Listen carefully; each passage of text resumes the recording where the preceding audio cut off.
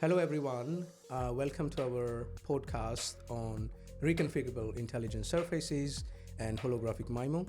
Today, we have with us Professor Marco Di Renzo from the Paris Secular University. He's a fellow of the IEEE and IET, and he's also the founding member and academic vice chair of the industry specification group on reconfigurable intelligent surfaces within the European Telecommunication Centers Institute. So I welcome Professor Renzo with us today to speak on this latest technology and the usefulness of this technology for 5.5G and 6G systems and networks. So welcome, Professor Renzo. Thank you very much. Thank you very much for the invitation. Thanks for being here in London with us. So I wanted to start with something very basic for our audience. So for those of the people who do not know about, let's say, this technology, reconfigurable intelligent surfaces, so maybe you can explain what is this technology and how useful this is, let's say, for our upcoming 5G Advanced and 6G sort of systems and networks, if you would like to touch on that, please. Yeah, so RIS, RIS, Reconfigurable Intelligent Surfaces, is an emerging technology that we have been working on for now 3-4 years, and is supposed to offer a low-cost, energy-efficient solution in order to increase the connectivity in future cellular networks and wireless networks in general. Essentially, you can think of it like a poster that you put on a wall, relatively simple, but this poster allows you to control the electromagnetic radiation in the environment, the electromagnetic signals, in a way that allows you to boost basically these signals where you actually need, so where the users are. It's a technology that allows you to boost the signals where the users are, but also a technology that allows you to reduce the signal where you don't want to have them. So it's a technology that can enhance the security, for example, of our networks, can reduce the interference. And I would say that the main feature is that is extremely, at least it's relatively simple, much simpler with respect to other technologies that we are utilizing today. Because there are no power amplifiers, there are no RF chains, there are no digital and analog converters. So it's more like passive elements. It's more a passive element. Surface, let's say. Exactly, yeah. There are different levels of different kind of implementation that we can have for RIS. There are surfaces that are indeed completely passive. They are intelligent surfaces, but not reconfigurable. So in principle, we can put them on a wall, and they can control the electromagnetic radiation and steer the beams where we really need.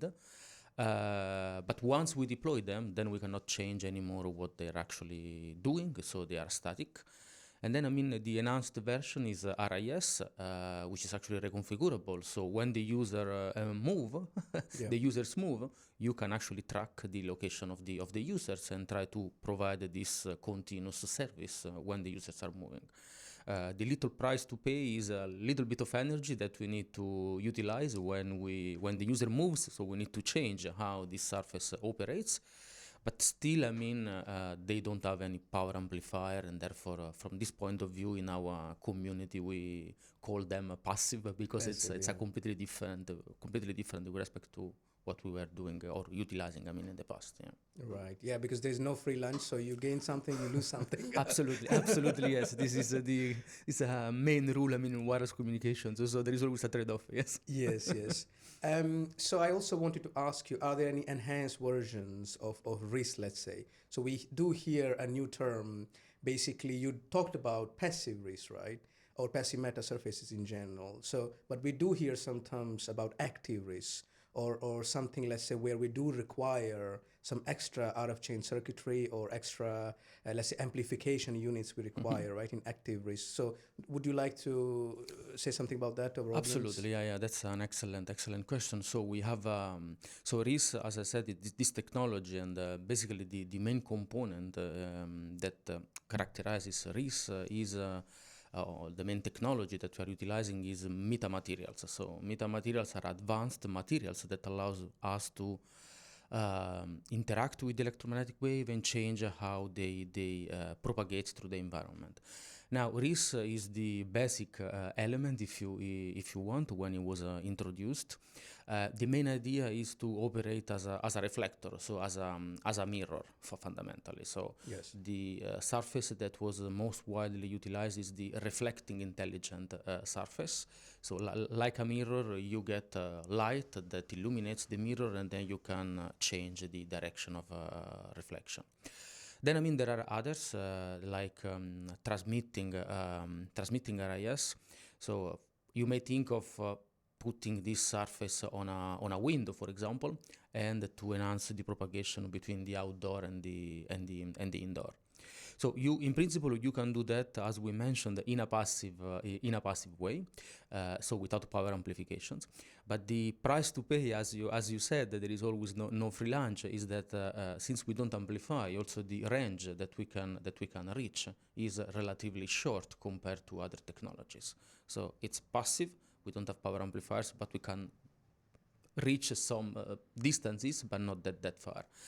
And therefore, I mean, the idea would be not to go back, if possible, to the past where all the elements are active, but try to think of a few of these elements that could amplify the signals so a like little a hybrid bit. RIS, you mean? An hybrid RIS, yeah. So there will be the fully, passive version with no amplification, and other solutions where you can fundamentally amplify a little bit. And this has there is always a trade-off. So of course now you need to consume a little bit more power.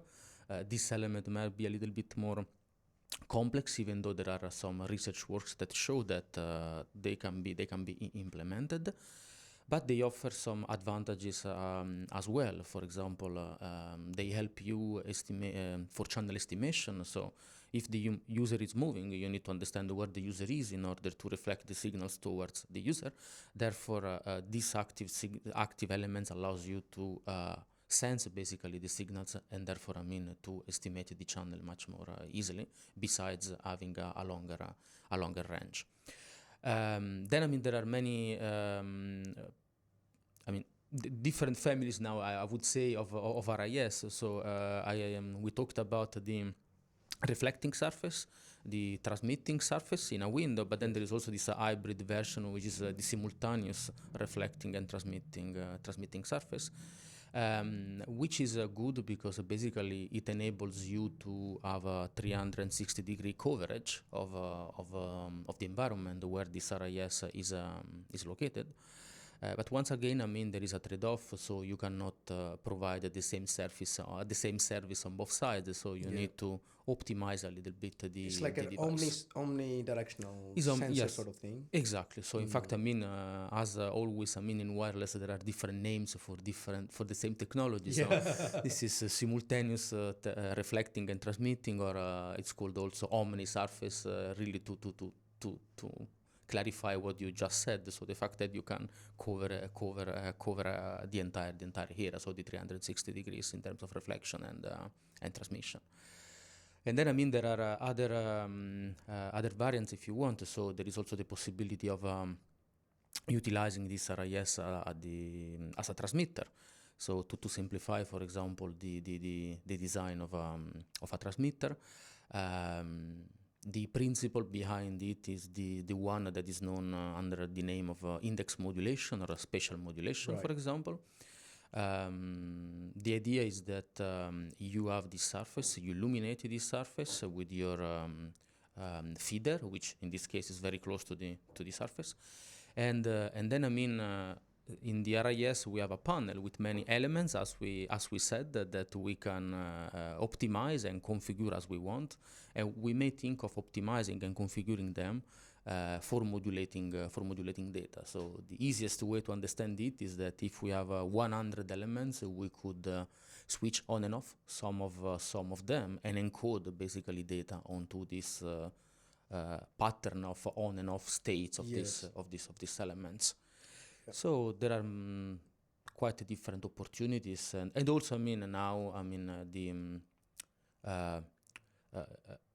enhancing the capabilities of RIS, allowing also sensing or absorption capabilities that may significantly help also the channel estimation process. So there is another hybrid solution where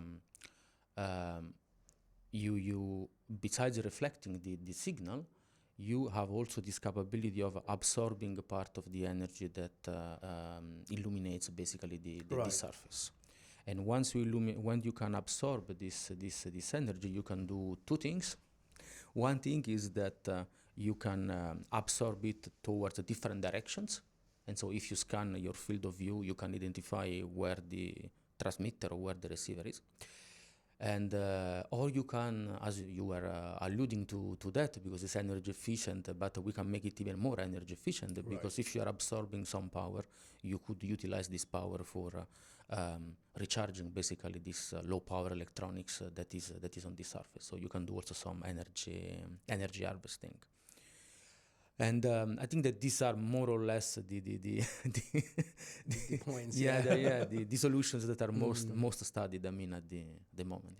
Yeah. Thank you. So I think that's very well put. So I wanted to plug in one of our papers that we recently did when you mentioned about index modulation being used with reconfigurable intelligent surfaces and how you can actually obtain some advanced technical solutions. So we had recently done a paper, it's published in IEEE Communications magazine, where we do incorporate index modulation with RIS, and then we show that if you want to manage interference, so you don't really require a successive interference cancellation unit at the receiver, which we discuss in our paper. So this is a new framework that we provide. So again, you are very, very right that we can incorporate different technologies with RIS as well to come up with advanced solutions. So I think that's very well. So I also wanted to ask you about when you mentioned about, let's say, the omnidirectional sort of aspect, and you also mentioned that you are kind of absorbing and about the energy consumption as well. So I also wanted to check, what are the bottlenecks here? So are the bottlenecks cost and complexity? Are these there? Because we are, of course, adding up some sort of additional architecture to our conventional systems in terms of meta surfaces or in terms of these advanced solutions, as you mentioned. So what kind of bottlenecks that you can think of, Marco? Yeah, that's great. So so RIS reduces the cost, reduces the power consumption of regular base stations or relay nodes or other technologies that are may serve the same purpose. And therefore, I mean, we see clearly that there are some advantages, but there are also some bottlenecks or challenges basically to solve, and where the community is basically focusing on and trying to tackle. One of the key points is that the fact that this RIS is passive, as we said, or nearly passive because of the reconfigurability, changes completely the way that he operates inside a network. Right. One of the key bottlenecks is the acquisition of the channel state information. So, as we said, if the users move or if the channel changes, we need to be able to understand it and to track the users that are moving. Having a surface that is passive makes this job a little bit more complex than in the past. Yes. The reason is that we are used to estimate the channels through pilot signals, so somebody needs to send the pilots, the transmitter or the receiver, and then in principle the surface should be able to estimate this channel by processing the pilots. Yeah. The point is that we don't have any digital signal processing units on the RIS, so the RIS is not capable of doing this channel estimation. At the same time, the RIS is not able to send the pilot on its own because it does not have a power amplifiers and an RF chain or modulation unit per se. So it can only reflect or transmit the signal. There is just a microcontroller unit to There is just a microcontroller. give a brain to do the... Exactly, yeah. There is just a microcontroller that in principle receives the control signals and then decode these control signals and then is able to configure basically the operation of the RIS, but we don't have the kind of or typical signal processing modules that we can have in other devices. And so this is a bottleneck because it has been shown that it consumes a lot of resources, a lot of bandwidth, and for many reasons, because actually you need to get the pilot from the transmitter that goes through the RIS and go to the receiver, or vice versa, and also because the RIS needs to have a very large number of elements. So these two things makes the channel estimation overhead quite significant. This is one of the things that needs to be tackled. One way to solve it is to optimize the RIS not based on the instantaneous CSI, but relying on statistical CSI. Yes. For example, the location of the users rather than fast fading. And there are research works that have shown that for some channels, this works quite well. It's also a solution that is transparent to current standard. Transparent means that only the base stations needs to be optimized relying on channel state information, utilizing the protocols that we have today, and then the RIS can only be optimized on a longer scale, so it's much easier to be implemented. Another solution is the one that I was mentioning before, so enhancing the RIS with the sensing capabilities. Sensing in the sense of being able of absorbing the power, and by changing the configuration of the RIS, we can observe basically the power that we receive from different directions. And therefore, if we scan the entire field of view of the RIS, we could identify from which directions we are basically getting the signals. Once we get the direction, therefore we know where the receiver transmitters are, and we can optimize the RIS. This is a nice solution because the first solution that I mentioned for channel estimation, which is one of the bottlenecks, is centralized in the sense that is under the control of the base station and the receiver, so it's the network that does that. This second solution that I'm mentioning will make the RIS autonomous in the sense that it's a sort of plug-and-play device. You can deploy it where you want, and then it's the RIS on its own that understands the environment that surrounds it. And so, these are two solutions, one centralized, another one distributed, if you want, or autonomous. This is fundamentally this is one of the main bottleneck. The other bottleneck is from the operating principle of the RIS. Then I will go back also. I will discuss also the technological issues that there are in implementing it. Yeah. But from the operation point of view, one of the key points is the range. So being passive, operating as a reflector, it changes completely the link budget. So usually, when we utilize a relay or where we have the link budget is determined by the worst link between the transmitter, relay, receiver. But when we have an RIS, the link budget is determined by the radar equation because it operates as a reflector. So we have the product of the two distances that determine the path loss. Therefore, this results in general in a stronger attenuation. Therefore, RIS needs to be utilized in all those cases where it makes sense, where you cannot provide the service because there is no communication between the transmitter and the receiver. So these, I think, are among the things that we can discuss today is maybe the two most important things. But of course, as I said, the research community is actively working on that. So there are solutions for channel estimation, and also, this range we discussed, it might be in part tackled by this hybrid RIS with some little power amplification with some of the elements. And then there are the implementation and technological challenges. So, RIS is a technology that in principle could be utilized at any frequency. So there is no reason for not utilizing it at sub-6 millimeter wave, sub-terahertz. Of course, there are some frequency bands where it's believed to have to be more useful than in other. So like in 5G and R solutions, we see that we are moving towards FR2 bands. So let's say beyond 24 to 28 gigahertz. And when you were mentioning about the sensor application, so let's say automotive radar, we are using at 77 gigahertz to 81 gigahertz sort of range. So you think that RIS can actually be implemented at these such high frequencies, low wavelength beamforms as well? Yeah, that's a very good point.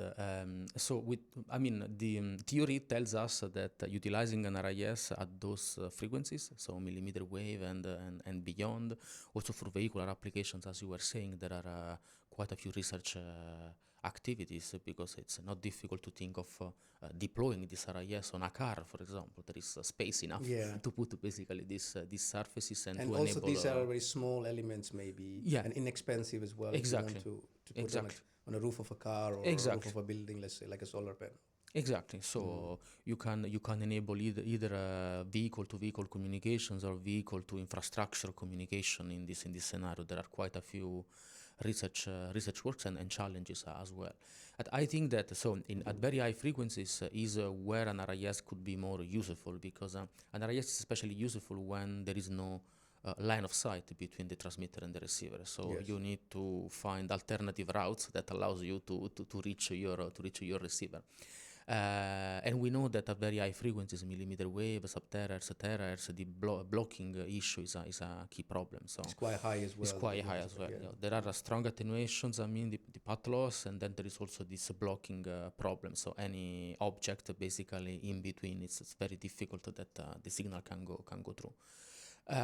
So therefore, the surfaces could be more useful. Also, there is another reason why they can be useful, is that given basically the surface does not have to be extremely large, you can have a size that is reasonable. Yeah. So with 1 square meter at millimeter wave, you can reach a very good performance.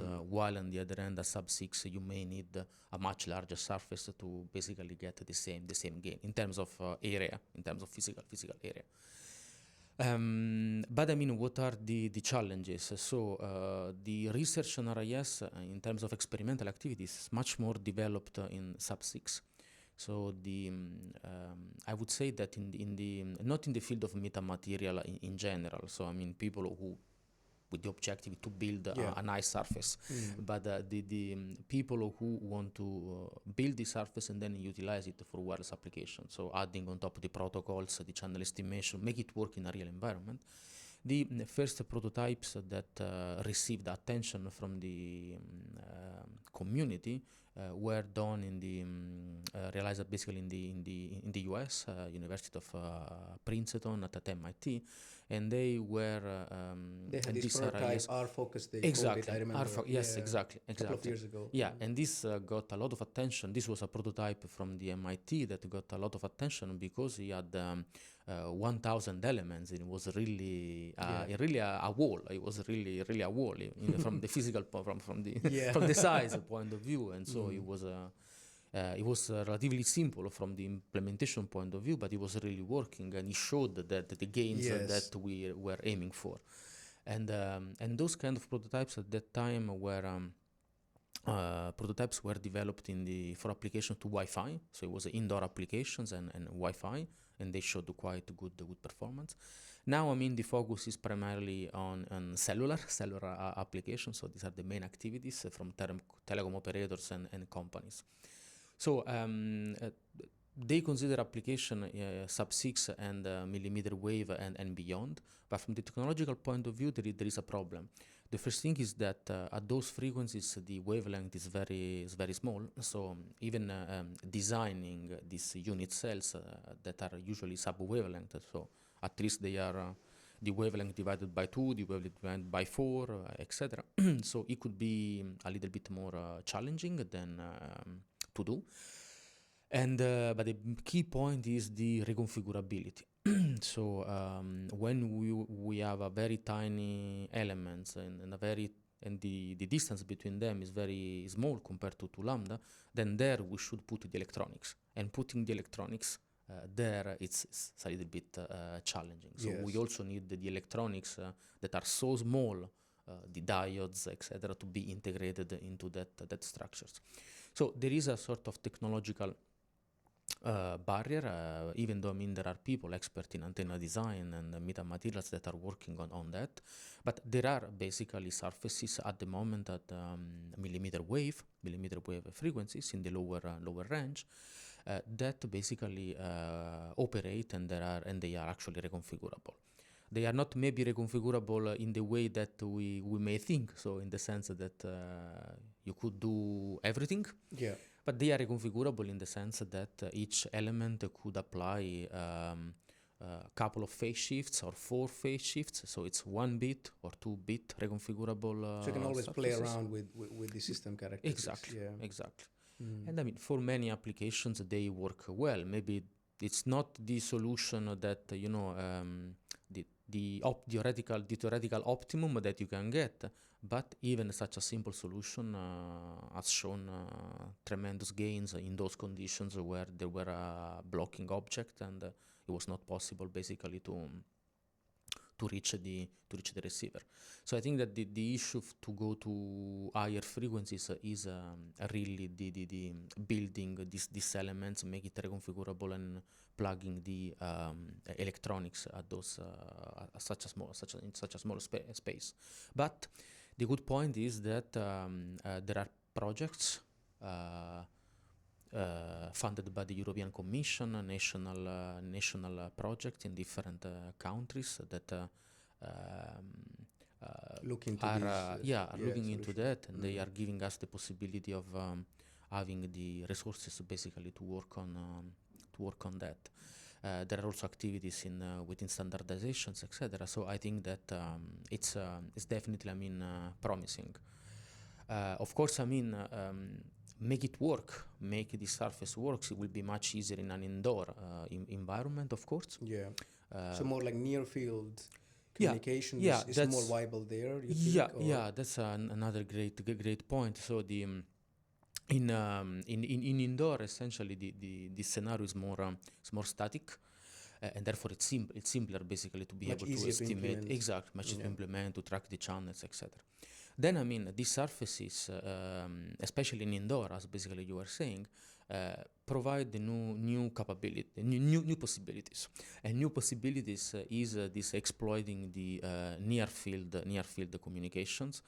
So what basically is this? So a simple example to explain it is that there are two main examples that we can provide. So the first thing is that there are some channels that some scenarios that are characterized by very small scattering. So there is no multipath. So essentially the propagation is predominantly free space, so line of sight. This is often the case when we go high in frequency, so terahertz, etc. So in those channels, usually we don't have a multipath rich environment, but we have a line of sight channels. And in this line of sight channels, the main one of the challenges is to obtain the spatial multiplexing gain. What I mean, even if you have a multiple antenna transmitter and a multiple antenna receiver, your channel is a line of sight. You have rank 1, and fundamentally you can transmit only one stream. This with the typical deployment that we have for MIMO antennas. Yes.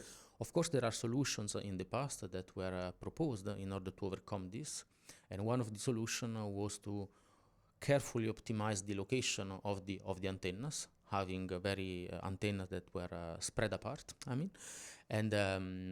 with a distance of several lambdas. And by optimizing the locations, you could be able to get spatial multiplexing gains even in a line of sight channel. But from the implementation point of view, you will have to have a very large antenna array, so really discrete antennas located very far from each other. And also you need to carefully, this now may be possible with the technologies that we have, but the problem was to carefully optimize the location of the base stations, of these antennas. So if the user is moving, you will not be able to continuously get your spatial multiplexing gain. But now these surfaces, these RIS and others, are supposed to be so-called electrically large, which means that their size is much larger than the wavelength. And also, sometimes they can also have this continuous aperture yes, to actually allow this. Exactly. So they can even be implemented as a discrete version. I mean, like clear actually unit cells, or in principle, they could be so dense. I mean, the elements on the surface that would approximate it with a continuum. There are the equivalent would be a piece of metal, basically, that is continuum.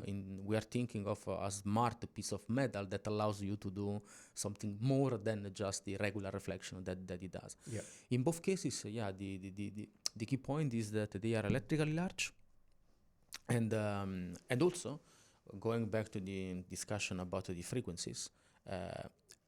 If we are transmitting at very high frequencies like terahertz, millimeter wave, etc., also the distance is usually not very, very, very large because we cannot reach those kind of distances because of the attenuation. Yes. So on the one hand, we are observing that for new as you were mentioning, if we go indoor the distances are in general relatively short. It can be a few meters, tens of meters if we are in a room. And fundamentally, these two things allows us to understand that the propagation of the radio waves cannot be approximated anymore as plane waves, but as spherical waves. And this curvature, in fact, of the waves can be exploited in order to enable spatial multiplexing gains, even in line of sight channels. So this surface is initially proposed for enhancing the range, fundamentally. They could also be utilized if the users are sufficiently close to them, also to enhance the spatial multiplexing gain, and to really have spatial multiplexing gains in those scenarios where usually we don't. It's more difficult to have them because of the spherical wavefront. So this is one of the two reasons why. I mean, because of that, now in our community, as you were saying, we are talking quite significantly about the near field communication. Yes. Where near field, at least, I mean, I would only say near field, but we refer to the radiating near field. So we are a little bit far from the radiating elements, but not too far.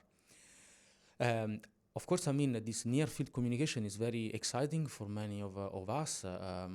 It's not a technology. It's not a new thing in the sense that the waves exist like that forever. They have been there. I mean, so they are there. But we are engineers, so we try to build systems. And so when we study the systems, and we were always observing, we were always in conditions where the waves could be approximated to plane waves. And ever since, we have been playing with this model, with this approximation.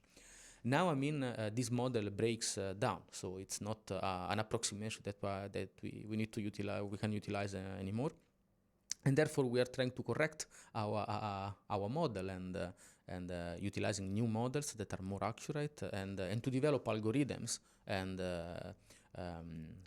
solutions that allows us to exploit basically also this near field communication. So I think that in the last couple of years, I mean, the kind of research opportunities that this surface is created are many more with respect to what we were thinking in the past, definitely. Yeah, great. And also, I mean, as a follow-up to this, I mean, for our audience, I also wanted to kind of touch upon the industry sort of activities. So you have been associated with ETSI's industry specification group, which I mentioned at the beginning as well. So would you like to touch upon some bits on that? Would like to share something with our audience? Yeah. So thank you. This is for me a completely new and different journey. I mean, so in the past I was not. As an academic, so we we are not We sit really in our involved. bunkers Yeah, and- exactly. So we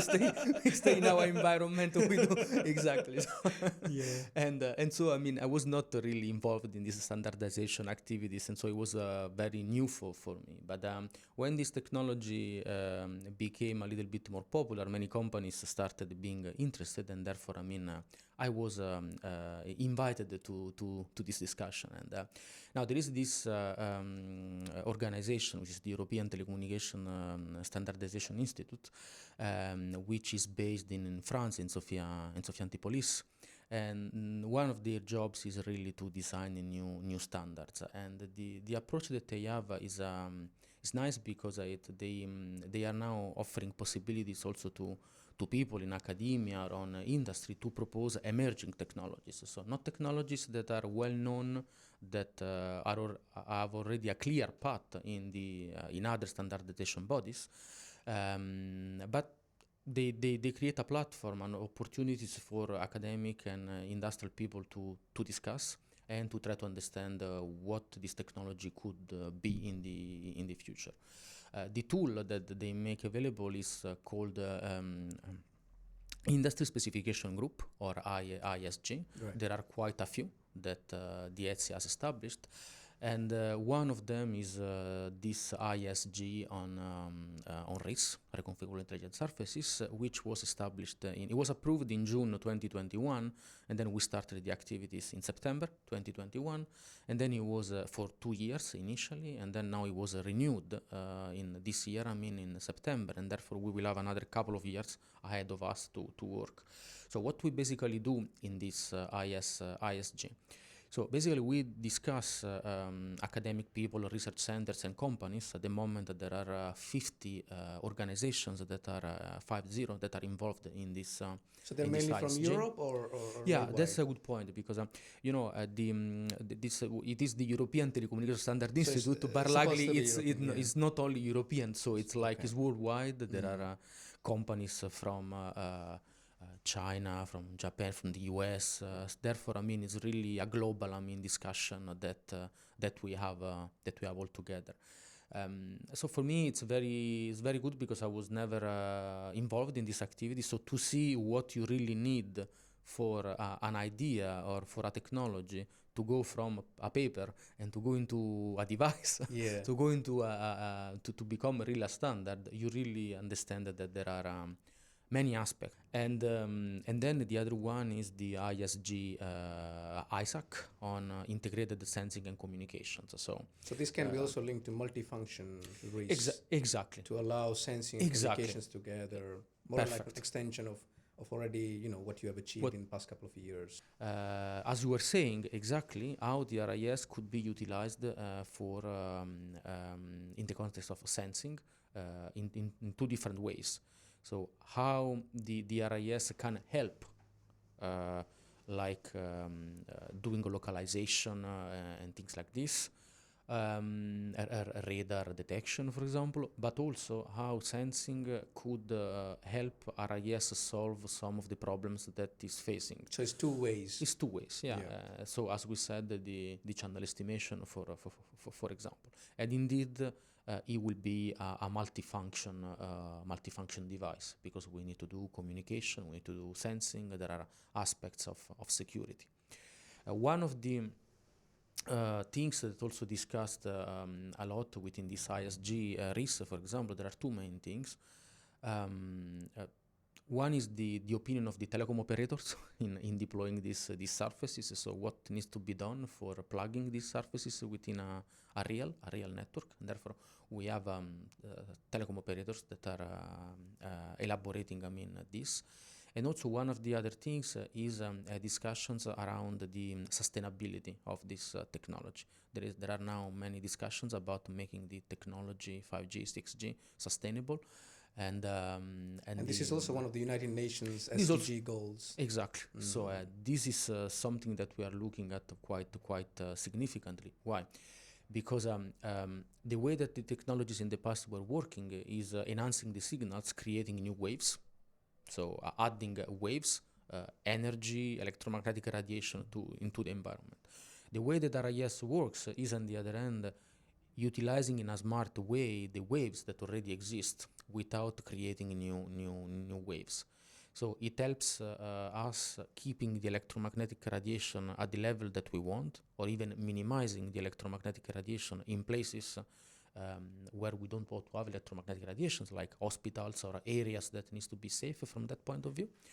And also to manage basically to enhance the security, for example. So we may have areas where we really want to ensure that our data will not be detected in any possible ways, and therefore RIS could create some dead zones that in that case are good. I think these are very, very important points. Just related to that, one of the use cases that I can think of right now is in public safety as well. You can use RIS and ISAC together as well.